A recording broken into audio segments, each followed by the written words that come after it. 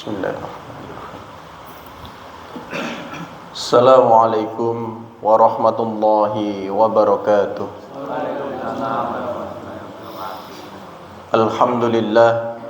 Alhamdulillahilladzi arsala rasulahu bil huda wa dinil haq liyudhhirahu ala dini kulli wa kafa billahi syahida.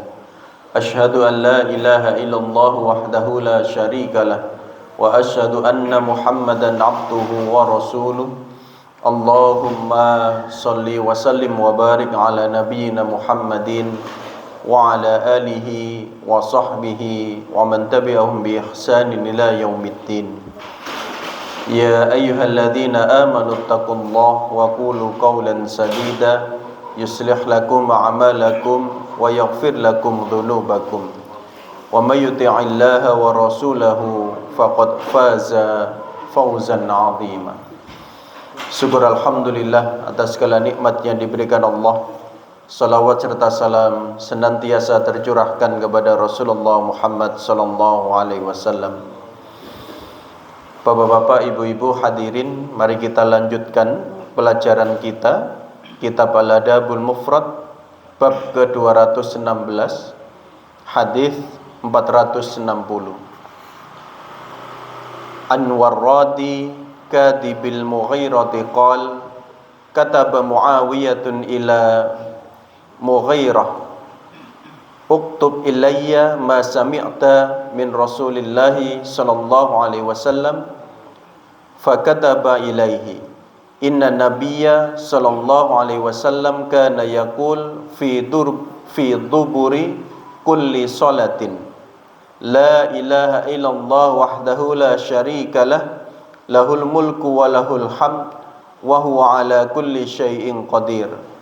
Allahumma la mani'a lima a'taita wa la mu'tiya lima mana'ta wa la yanfa'u dhal jaddi minkal jaddu. Wa kataba ilaihi innahu kana yanha an qila wa qala wa kathratis su'al wa ida'atil mal wa kana yanha an uquqil ummahat wa wa'dil banat wa man'in wahad. Dari Warad, juru tulis Al-Mughirah, ia berkata, Muawiyah menulis surat kepada Al-Mughirah, tulislah kepadaku tentang apa yang pernah engkau dengar dari Rasulullah sallallahu alaihi wasallam. Al-Mughirah lalu menulis kepadanya, sungguh setiap Nabi Allah usai salat mengucapkan la ilaha illallah wahdahu la syarikalah lahul mulku wa lahul hamdu wa huwa ala kulli syai'in qadir. Allahumma la mani'a lima a'taita wa la mu'tiya lima mana'ta wa la yanfa'u dhal jaddi minkal jaddu. Yang artinya, tidak ada sesembahan yang hak selain Allah. Dia yang Maha Esa, tidak ada sekutu apapun baginya, miliknya jualah segala kerajaan dan miliknya jualah segala pujian. Dan dia Maha Kuasa atas segala sesuatu. Ya Allah, tidak ada yang menahan atas apa yang Engkau berikan, dan tidak ada yang memberi atas apa yang Engkau tahan, dan tidak berguna kekayaan bagi orang yang memilikinya dari azab-Mu. Dia juga menulis, sungguh beliau melarang perkataan si fulan mengatakan begini dan begitu. Beliau melarang banyak bertanya serta membuang-buang harta. Beliau juga melarang durhaka kepada ibu dan mengubur hidup-hidup anak perempuan serta kikir dan meminta-minta. Bapak-bapak, ibu-ibu, hadis ini mengajarkan kita banyak hal. Mari kita memahami dari penjelasan ulama terkait dengan makna dari hadis tersebut. Yang pertama, kita diingatkan terkait dengan apa yang dibaca oleh Rasulullah sallallahu alaihi wasallam selepas beliau melaksanakan salat. Di antaranya kita diingatkan terkait makna Allahumma la mani'a lima a'taita.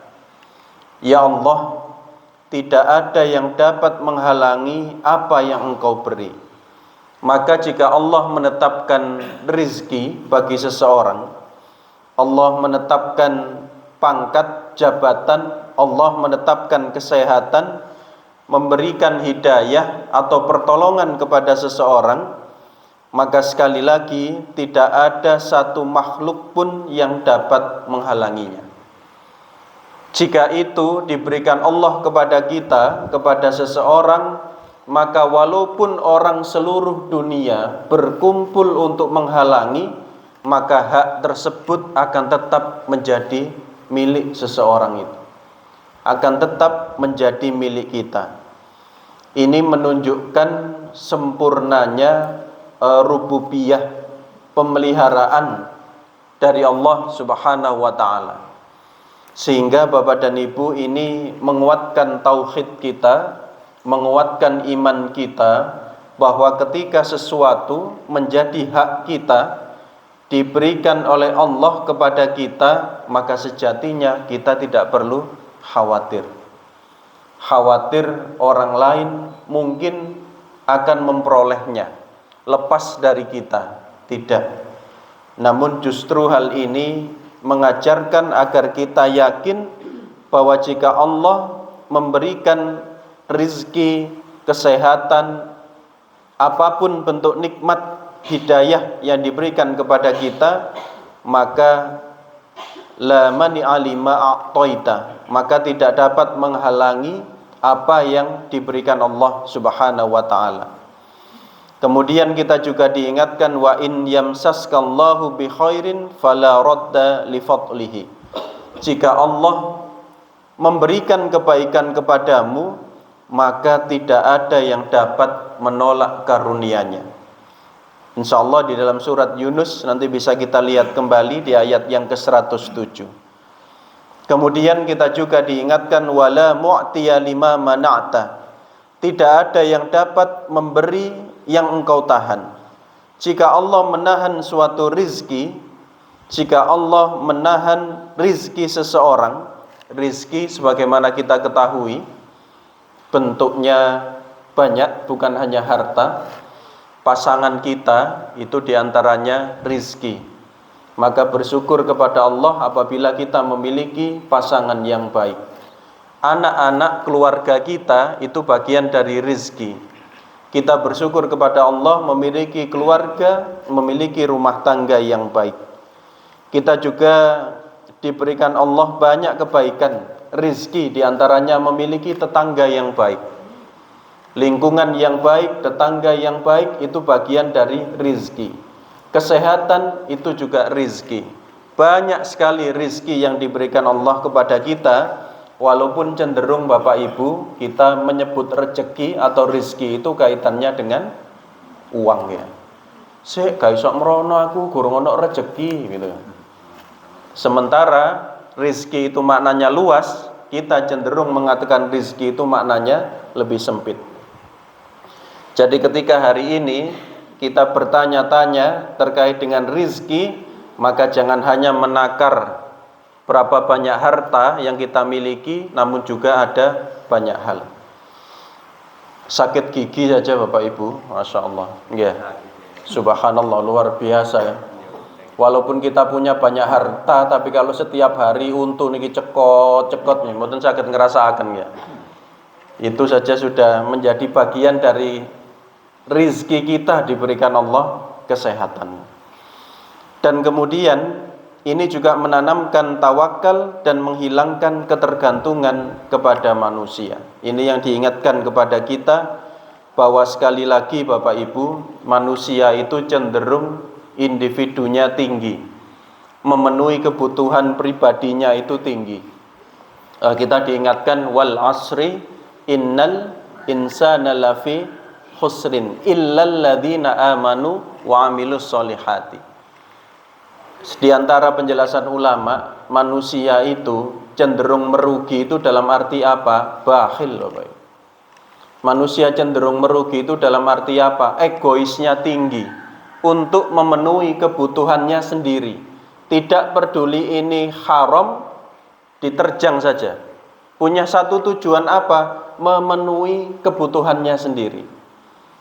Nah, orang yang seperti ini dianggap merugi, kecuali siapa? Illal ladzina amanu wa amilus solihat. Kecuali orang yang beriman dan beramal soleh. Dan ini juga mengajarkan kepada kita pentingnya bagi kita memperhatikan saudara-saudari kita yang lain sesama muslim. Di antara penjelasan termasuk insyaallah hadis, seutamanya memberi kepada seseorang itu adalah memberi kepada seseorang yang orang tersebut sebenarnya butuh tapi tidak meminta. Nah, ini diantara. Jadi kita menemukan ada orang itu sebenarnya butuh tapi menjaga marwahnya, menjaga kehormatannya, sehingga beliau tidak meminta-minta. Ada beberapa kalangan disebutkan diantaranya penuntut ilmu misalnya. Nampaknya baik-baik saja tapi ternyata membutuhkan. Dan beberapa contoh yang lain. Namun hal itu berbeda ketika kemudian menjadi kebiasaan atau bahkan menjadi pekerjaan seseorang yang sebenarnya sudah cukup mampu tapi ternyata profesinya adalah meminta-minta. Itu berbeda. Sehingga di sini kita diingatkan terkait dengan ketika Allah memberikan seseorang rizki, tidak ada yang mampu menghambatnya. Ketika Allah menahan rizki, maka tidak ada seorang pun yang mampu untuk memberinya, kecuali Allah menghendaki. Wala yanfa'u dzal jaddi minkal jaddu. Ini adalah bagian yang maknanya menurut Imam An-Nawawi, al-muradu bil jaddi huna al-haddu wal ghina wal azamah wasultan. Jadi makna jaddu ini bukan bermakna kakek, namun beliau menyampaikan yang dimaksud al-jad di sini adalah keberuntungan dunia, ghina, kekayaan, kebesaran, bahkan sultan, bahkan kekuasaan. Jadi maknanya orang yang memiliki kekayaan, memiliki jabatan, memiliki keturunan mulia, kekuasaan atau kedudukan tinggi, semua itu tidak akan menyelamatkannya dari hukuman Allah Subhanahu wa ta'ala. Karena yang bermanfaat adalah iman, amal soleh, keikhlasan, rahmat dari Allah, dan ketakwaan. Sebagaimana firman Allah, fala ansaba bainahum yauma idzin. Maka pada hari itu tidak ada lagi nasab, tidak ada lagi hubungan di antara mereka. Kita diingatkan inna akramakum indallahi atqakum. Yang paling mulia di sisi Allah adalah yang paling bertakwa. Karena orang yang bertakwa, wa may yattaqillaha yaj'al lahu makhraja wa yarzuqhu min haitsu la yahtasib. Orang yang senantiasa meningkatkan ketakwaannya kepada Allah, maka Allah akan memberikan jalan keluar dari persoalan-persoalan hidupnya. Dan Allah akan memberikan rizki dari arah yang tidak terduga-duga. Hal ini juga mengajarkan kepada kita Bapak Ibu bahwa harta, kekuasaan, kekayaan yang kita miliki hari ini mungkin bisa menyelamatkan kita dari hukum manusia. Tetapi dari hukum Allah tidak. Karenanya kita sebagai seorang mukmin, kita bersyukur diantaranya surga dan neraka itu ada, Bapak. Akhirat itu ada. Jika tidak ada akhirat, maka justru keadilan itu tidak akan bisa terlaksana dengan seadil-adilnya. Karena di dunia, orang yang memiliki kekayaan, memiliki kekuasaan, memiliki pengikut yang banyak, itu cenderung lolos dari tuntutan hukum, gitu. Cenderung lolos dari tuntutan hukum. Oh, ini anaknya pejabat ini, mau menegakkan hukum, menakar dulu. Tapi kalau dia ini orang tidak punya, tidak memiliki kekayaan, orang yang lemah, tidak timbang-timbang, tiba-tiba hukum bisa terlaksana dengan cepat. Sekarang ini seringkali kita menemukan istilah di media sosial itu, no viral. Oh, bapak-bapak, wah hafal ini ya. No viral, no justice katanya. Kalau tidak viral, maka tidak akan ada justice, tidak akan ada hukum, tidak ada keadilan, sampai seperti itu. Namun sekali lagi, orang yang merasa nyaman, merasa tenang karena saya lo berkuasa, saya lo kaya, siapa yang berani dengan saya? Ujung-ujungnya mati atau tidak, Bapak Ibu? Mati. Ada yang abadi, hanya Allah yang abadi. Nanti ada totalannya. Dan kita bisa melihatnya itu di dunia, kita nanti bisa menuntut di akhirat. Sehingga mukmin itu diantaranya dalam kitab At-Tadhkirah, bunuh diri itu di dalam Islam jelas haram. Sekali lagi jelas haram. Namun kita juga ternyata ada kondisi-kondisi di mana kita boleh berdoa untuk meminta mati. Tapi dalam kondisi yang sangat khusus, berdoa loh nih, berdoa maksudnya. Tapi dalam kondisi yang sangat khusus, dalam kitab At-Tadhkirah itu Imam Al-Qurtubi menyampaikan ternyata ada kondisi-kondisi khusus memang. Tapi berdoa, bukan bunuh diri. Dan Mojokerto Bapak Ibu, tadi kita bicara viral, eman, kita tercoreng dengan 2 berita viral. Napa niku? Yang pertama terkait bunuh diri. Ya. Bunuh diri di mana? Yang terkenal yang pertama di Mojokerto itu adalah Rolak, Bapak Ibu. Rolak itu ternyata jadi tempat favorit untuk nyenengan, bayangkan ya. Nyenengan pundi Mojokerto Rolak nggih, mboten kaget ini. Yang kedua kemarin juga sempat rame arah ke Cangar ya. Sempat viral. Yang kedua viral ada ibu-ibu yang bertengkar di pinggir jalan. Yang satu bawa mobil, yang satu bawa motor dan bawa anak. Kemudian sampai persoalannya tidak tuntas, anaknya ikut disakiti gitu. Dan itu viral secara nasional, dibahas oleh banyak influencer, konten kreator. Di mana itu? Mojokerto. Jadi sayang sebenarnya, padahal kita ini sudah terkenal dengan kota onde-onde ya. Kemudian berita itu, saya dengan dosen-dosen kuliah itu, dosen saya, Pak ilmiawan dari mana? Mojokerto Ustaz. Oh yang kemarin viral itu, saya kira positif, enggak tahunya. Ya Allah, emane ngoten ya. Kita bermohon kepada Allah agar lingkungan kita ini lingkungan yang baik, Bapak Ibu.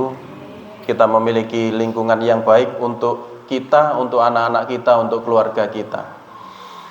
Baik, insya Allah sementara 3 poin itu. Yang pertama, ketika Allah memberi tidak ada yang mampu menahannya. Ketika Allah menahan tidak akan ada yang mampu memberinya. Dan jangan tenang dengan harta, kekayaan, kekuasaan atau pengikut yang banyak dan merasa lepas dari jerat hukum. Karena kita sebagai mukmin ingat ada akhirat, ada keadilan yang seadil-adilnya dari Allah Subhanahu wa taala. Kita tutup dengan istighfar dan doa kafaratul majelis. Subhanallah. Ihdinas siratal mustaqim. Wassalamualaikum warahmatullahi wabarakatuh.